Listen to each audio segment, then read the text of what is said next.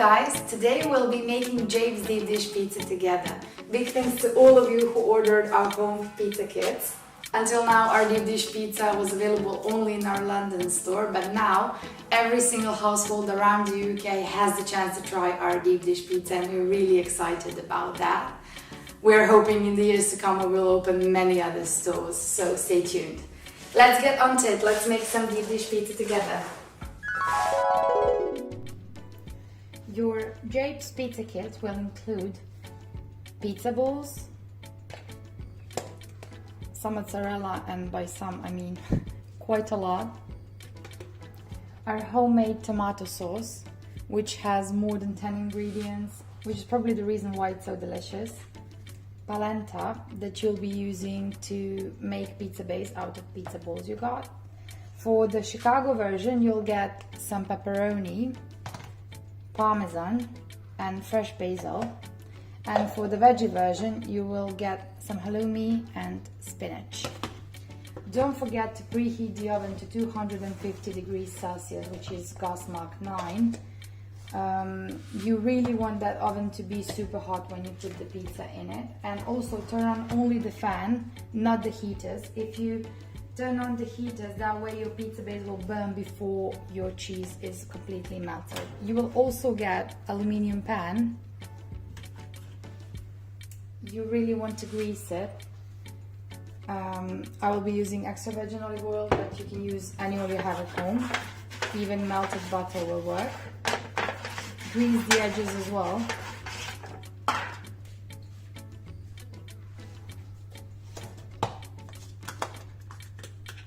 Try to create well-floured surface with polenta. Leave some for your second pizza as well.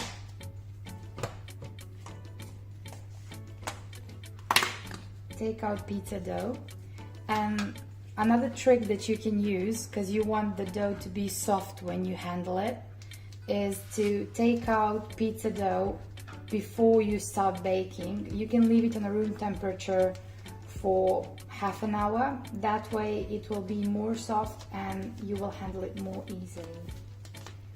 So take it out really gently. You can use some flour not to stick it to your fingers. Try not to use too much polenta. And then use your fingers to spread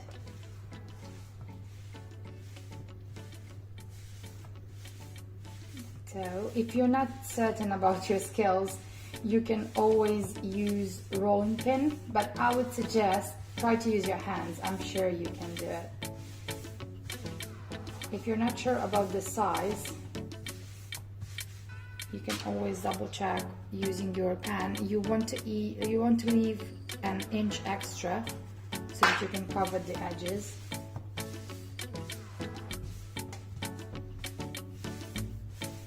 Okay, I think this will work.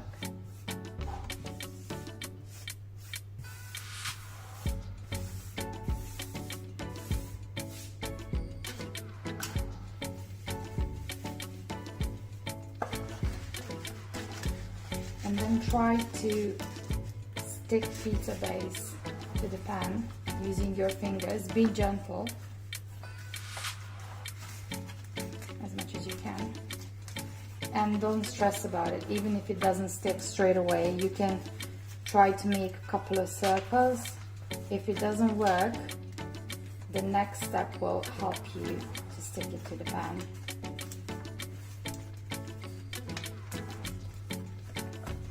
Okay, so take the mozzarella and you want to separate all the pieces using your fingers. That way the cheese will melt properly. A lot of cheese, which is the whole point of deep dish pizza, isn't it? Okay.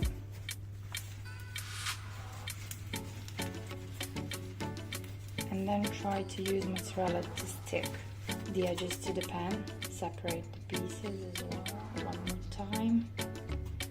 Okay, I think this will work.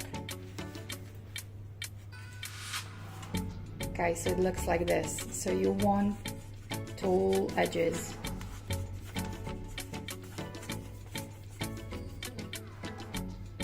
Beautiful. Okay. For the Chicago version, this is the time when you put pepperoni. And if you want to put any other meat, now is the time to do so before you put tomato sauce. For veggie version, you will be putting spinach now before you put tomato sauce.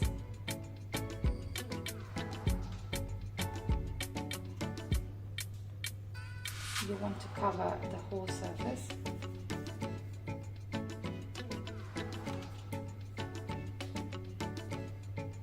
Okay.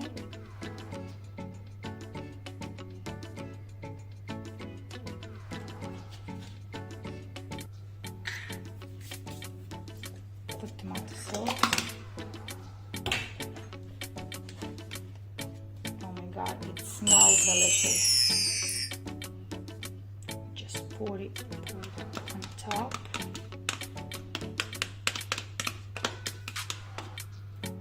And you want to cover all pepperoni and all the cheese. You go all the way to the edges. Take your time.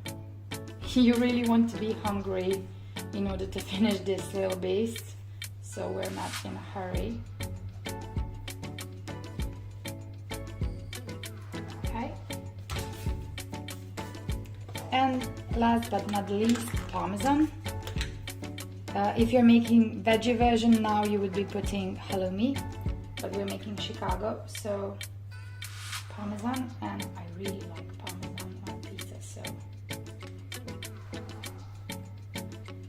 leave some after the baking. And the last step is to put your pan onto the baking tray and into the oven, 250 degrees Celsius, which is gas mark 9. Oven should be preheated. We will be using bottom shelf and baking the pizza for 14 minutes. 250 degrees. Turn only the fan on and you need 14 minutes. Put the pizza on a baking tray and onto the bottom shelf of your oven. And now we wait. After 14 minutes, take your pizza out.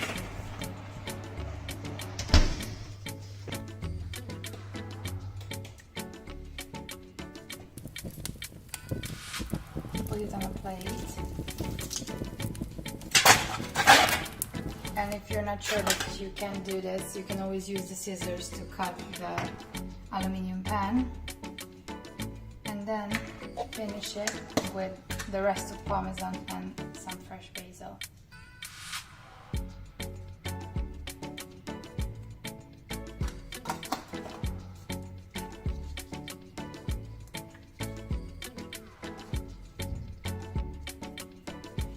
Eat while it's hot.